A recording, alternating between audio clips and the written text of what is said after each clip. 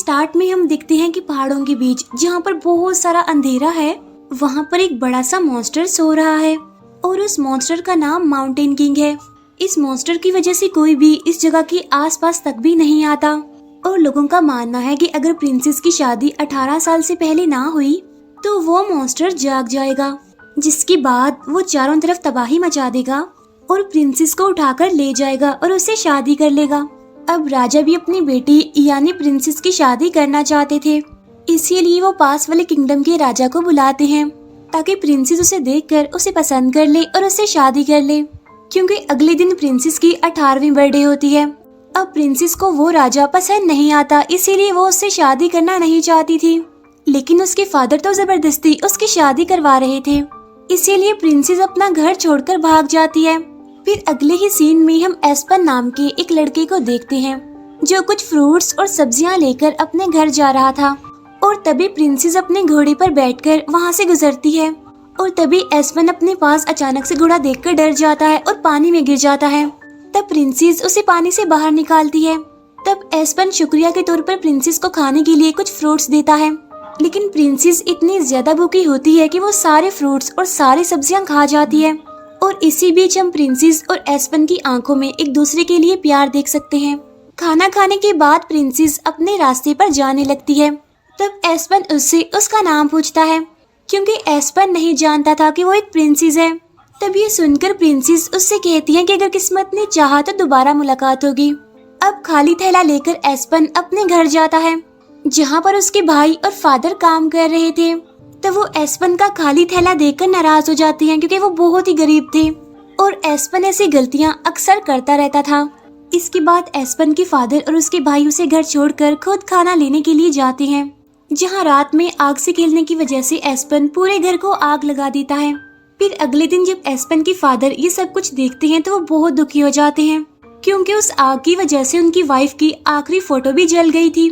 अब इसी दौरान वहाँ पर वही किंग आ जाता है जिसकी शादी प्रिंसेस के साथ होनी थी। वो एस्पन की फैमिली से पूछता है, क्या आपने यहाँ पर प्रिंसेस को देखा है? तो वो सारे इनकार कर देते हैं, लेकिन मना करते टाइम एस्पन के एक्सप्रेशंस कुछ अलग ही थे। तो इसीलिए किंग उसकी गर्दन पर तलवार रख देते हैं और प्रिंसेस के बारे में उससे पूछते हैं। तब एस्पन के फादर उससे कहते हैं कि इसकी बातों पर यकीन नहीं किया जा सकता, क्योंकि एस्पन हमेशा ही फजूल चीजें सोचता रहता है और जाहिर है इस टाइम भी ये कुछ फजूल ही सोच रहा होगा। ये सुनने के बाद किंग एस्पन पर हंसने लगता है और कहता है कि मैं जल्दी प्रिंसेस को ढूंढ लूंगा और उससे शादी कर लूंगा ताकि मैं पूरे किंगडम पर कब्जा कर लूं। अब किंग तो वहाँ से चला जाता है, लेकिन एस्पन को भी सारी बात समझ आ जाती है कि वो लड़की जिससे वो मिला था वो एक प्रिंसेस थी असल में। इसके बाद हमें प्रिंसेस दिखाई जाती है जिसे उसी मॉन्स्टर ने उठा लिया है। एस्पन के फादर एस्पन को छोड़कर उसके दोनों भाइयों को अपने बचे हुए पैसे देते हैं ताकि वो प्रिंसेस को ढूंढ लें और उन्हें इनाम मिल सके और ये दोबारा फिर से अपना घर बना लें। तब एस्पन अपने फादर से कहता है कि मैं क्या करूं? तब एस्पन के फादर उससे कहते हैं कि जो तुम्हारा दिल चाहता है तुम वो करो, लेकिन प्लीज यहाँ मत आना। इसके बाद एस्पन भी अपने भाइयों के पीछे चला जाता है, जहाँ रास्ते में उसे टूटा हुआ एक मिरर मिलता है।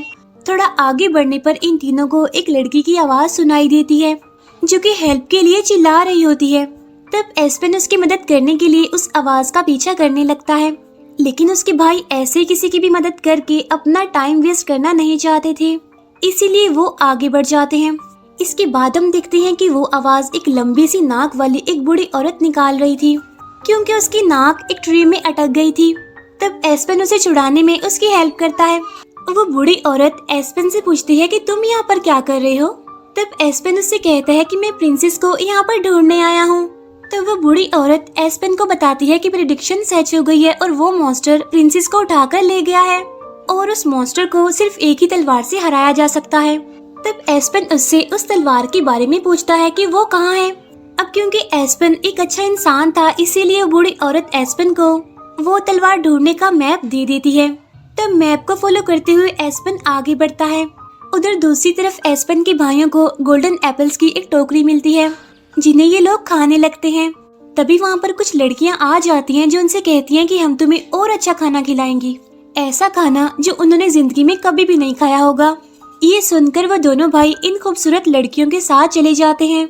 उधर हम एस्पन को देखते हैं जो मैप के रास्ते से आगे बढ़ रहा है।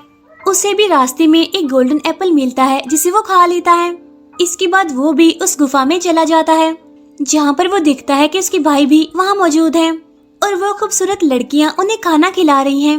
वो लड़कियाँ एस्पेन को भी खाना खाने के लिए ऑफर करती हैं, लेकिन एस्पेन जैसे खाना खाने के लिए हाथ आगे बढ़ाता है तो उसे वो खाना इंसेक्ट्स यानी कीड़े मकोड़ों में चेंज होता हुआ नजर आता है, जिसे देखकर एस्पेन काफी हैरान हो जाता है। ये देखकर एक लड़की एस्पेन को वही गोल्डन एप्पल खाने के लिए देती है और बाकी लड़कियां थोड़ी थोड़ी देर के बाद उसकी भाइयों को भी एप्पल्स खिला रही थी। तब ये देखकर एस्पेन समझ जाता है कि जरूर कोई ना कोई गड़बड़ तो जरूर है, इसीलिए वो एप्पल नहीं खाता, बल्कि वो इस तरह से शो करवाता है जैसे वो एप्पल खा रहा है। फिर थोड़ी देर के बाद एस्पेन ने जो एप्पल खाया होता है उसका असर खत्म हो जाता है और सब कुछ उसे नॉर्मल दिखाई देता है। असल में वो कोई खूबसूरत लड़कियां नहीं थी, बल्कि वो विचेस थी, यानी वो सारी चुड़ैलें थी। और वो लोग जिसे खाना समझकर खा रहे थे वो खाना नहीं था बल्कि कीड़े मकोड़े थे। जहाँ एस्पेन बड़ी चालाकी से अपने भाइयों से कहता है कि चलो अब हम अपने लिए नया घर देखते हैं। वो दोनों एस्पेन के पीछे पीछे जाने लगते हैं, लेकिन वो चुड़ैलें उनका रास्ता रोकने की कोशिश करती हैं। लेकिन एस्पेन अपनी बहादुरी दिखाकर सही सलामत अपने भाइयों को उस गुफा से बाहर निकाल लेता है और फिर ये लोग मैप को देखकर आगे बढ़ते हैं। आगे वो खाना खाने के लिए एक छोटे से रेस्टोरेंट में रुकते हैं, जहाँ एस्पेन मैप में देखता है कि तलवार एक लेक में है जिसके आसपास बहुत फोग है। इतनी ही देर में वहाँ पर वो किंग आ जाता है और वो उन तीनों से प्रिंसेस के बारे में पूछने लगता है और वो उन्हें कुछ पैसे भी देता है। पैसे देकर एस्पेन के भाई उससे कहते हैं कि तुम ये मैप किंग को दे दो, लेकिन एस्पेन किंग के सामने ही वो मैप देने से इनकार कर देता है और इसी वजह से उनकी आपस में यहाँ पर लड़ाई हो जाती है। इसीलिए एस्पेन बचते हुए अपने भाइयों के साथ एक वाटरफॉल के पास आ जाता है, जहाँ उनका पीछा करते करते किंग भी अपने साथियों के साथ वहाँ पर आ जाता है। तब एस्पेन अपने भाइयों को लेकर नीचे वाटरफॉल में कूद जाता है। यहाँ पर एस्पेन का भाई उसे डांटता है कि तुम्हारी वजह से हमें इतनी मुश्किलात का सामना करना पड़ रहा है, और वो एस्पेन से मैप ले लेता है। तब मैप को फॉलो करते हुए ये लोग लेक के पास पहुंच जाते हैं, लेकिन इसी दौरान धुंध की वजह से एस्पेन अपने भाइयों से अलग हो जाता है। लेकिन किंग एस्पेन के भाइयों को पकड़ लेता है और उन्हें बताता है कि मैं प्रिंसेस से शादी करूंगा और फिर उसे मार डालूंगा। उधर हम एस्पेन को लेक के किनारे देखते हैं और फाइनली एस्पेन लेक के अंदर जाकर उस तलवार को ढूंढ लेता है। इसके बाद एस्पेन अपने भाइयों को ढूंढने लगता है, लेकिन तभी वो देखता है कि उसके भाइयों को तो किंग ने पकड़ा हुआ है। तब एस्पेन भालू का लिबास पहनकर उन्हें डराने की कोशिश करता है ताकि वो अपने भाइयों को छुड़ा सके, लेकिन उसका ये प्लान फेल हो जाता है क्योंकि वो खुद भी अब पकड़ा जाता है। रात को किंग और उसके साथी खाना बना रहे थे, जिसकी खुशबू से वो मॉन्स्टर वहाँ पर आ जाता है और वो उन लोगों पर अटैक कर देता है।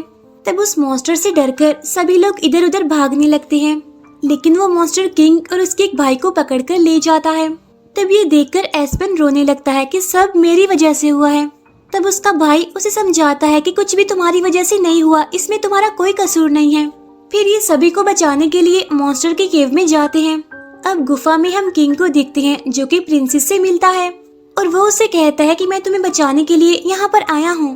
तब एस्पेन का भाई उससे कहता है कि इसके इरादे नेक नहीं है क्योंकि ये शादी के बाद तुम्हें मार देगा। तब प्रिंसेस उससे पूछती है कि आप कौन है। तब वो कहता है कि मैं आपके किंगडम का रहने वाला हूँ और जल्दी मेरा भाई यहाँ पर आकर हमें बचा लेगा।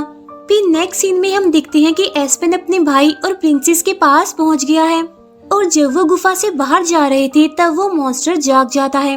तब ये सारे लोग ऊंचे पहाड़ों पर चढ़ जाते हैं, लेकिन किंग डर की वजह से वहीं पर ही छुपा हुआ था। तब वो मॉन्स्टर इन्हें मारने के लिए पहाड़ पर चढ़ जाता है। तब ये देखकर एस्पेन उसे मारने के लिए तलवार निकालता है, लेकिन गलती से वो तलवार पहाड़ से नीचे गिर जाती है और अब वो एस्पेन को मारने ही वाला था कि तभी प्रिंसेस और एस्पेन का भाई उस पर पत्थर मारकर उसे डिस्ट्रैक्ट करते हैं। इसी बीच एस्पेन उस मिरर को अपने बैग से निकालता है, वही मिरर जो उसे रास्ते में से मिला था। अब एस्पेन सूरज निकलने का वेट करता है ताकि उसे मिरर दिखा सके, जिसकी वजह से वो मॉन्स्टर अंधा हो जाएगा और ये लोग वहाँ से भाग जाएंगे। अब जैसे सूरज निकलता है तो एस्पेन उसे मिरर दिखा देता है, जिसकी वजह से वो मॉन्स्टर पत्थर बन जाता है। फिर एस्पेन अपने भाइयों के साथ प्रिंसेस को महल तक छोड़कर आता है, जहाँ प्रिंसेस को देखकर राजा रानी बहुत खुश होते हैं और उन्हें बहुत सारा इनाम देते हैं। इसके बाद जब एस्पेन अपने भाइयों के साथ घर जाता है तो उसके भाई अपने फादर को बताते हैं कि ये इनाम हमें सिर्फ एस्पेन की वजह से ही मिला है।